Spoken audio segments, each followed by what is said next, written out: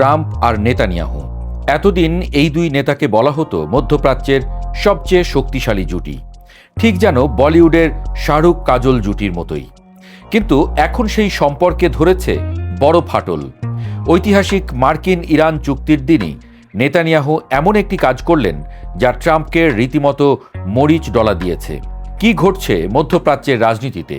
ইরানের বিরুদ্ধে মার্কিন ইসরায়েলি যৌথ হামলা শুরুর প্রায় 4 মাস পর এলো সেই ঐতিহাসিক মুহূর্ত।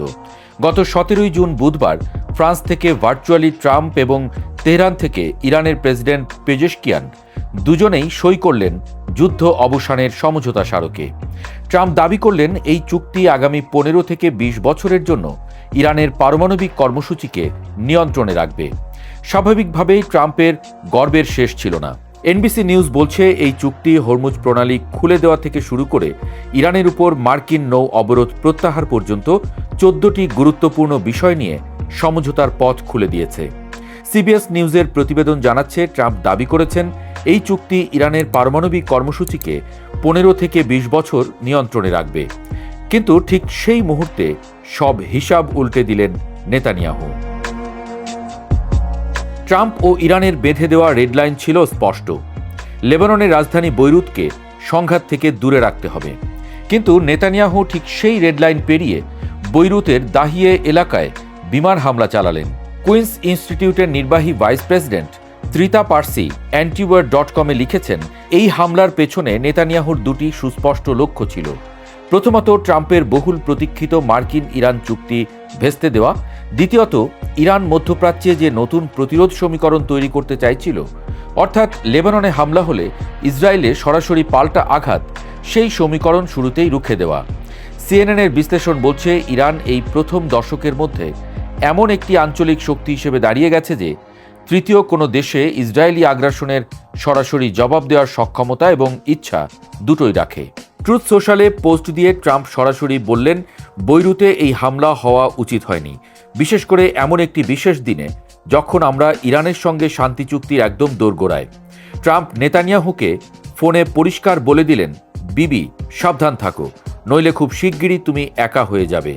ফক্স নিউজের সংবাদদাতা ট্রে ইংস্টেটের বরাত দিয়ে নিউজউইক জানিয়েছে যে বৈরুতে হামলার পর নেতানিয়াহুকে ট্রাম্প নিজেই ফোনে বলেছিলেন, what the F are you doing? The হিলের বিশ্লেষণ বলছে, দুই নেতার এই উত্তেজনা এর আগে কখনো এতটা প্রকাশ্য আকার নেয়নি। ট্রাম্পের মতোই কড়া ভাষায় কথা বললেন vice president JD Vance.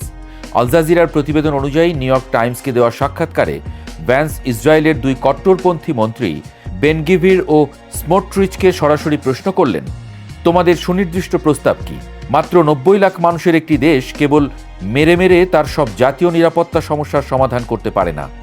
Jerusalem পোস্টের প্রতিবেদন জানাচ্ছে, ভ্যান্স স্পষ্ট করে দিলেন, ইসরায়েলের সবচেয়ে ক্ষমতাবান একমাত্র মিত্রকে যদি কেউ এখন নিজের বড় শত্রু মনে করে, তাহলে তাদের চোখ খুলে বাস্তবতা দেখার সময় হয়েছে। এমনকি ভ্যান্স এটাও বললেন যে ইসরায়েল বেসামরিক নাগরিক ভর্তি এলাকায় বোমা মেরে মেরে শান্তি প্রক্রিয়া নষ্ট করছে। চুক্তির পরের ধাপের আলোচনার জন্য ভ্যান্সের সুইজারল্যান্ড সফর হঠাৎ স্থগিত হয়ে গেছে। এনবিসি নিউজ জানিয়েছে, ইসরায়েলের লেবানন অভিযান এখনও যুক্তরাষ্ট্রের ইরান চুক্তিকে বিপদে ফেলতে পারে। নেতানিয়াহু ইরানে বড় হামলার পরিকল্পনা করেছিলেন। যুদ্ধবিমান রানওয়েতে দাঁড়িয়েছিল, কিন্তু ট্রাম্পের সরাসরি চাপে শেষমেশ সেই অভিযান বাতিল করতে বাধ্য হয়েছেন। নেতানিয়াহু ঘোষণা দিয়েছেন, দক্ষিণ লেবানন থেকে ইসরায়েলি বাহিনী সরানোর কোনো ইচ্ছা তার নেই। চুক্তির শর্ত লঙ্ঘন করে তিনি এগিয়ে যাচ্ছেন একা। ট্রাম্প নেতানিয়াহুর মিত্রতায় এই যে ফাটল, এটা কি স্থায়ী আকার নেবে, নাকি মধ্যপ্রাচ্যের বাস্তবতায় আবারও দুই পুরনো মিত্রকে একসঙ্গে দেখা যাবে?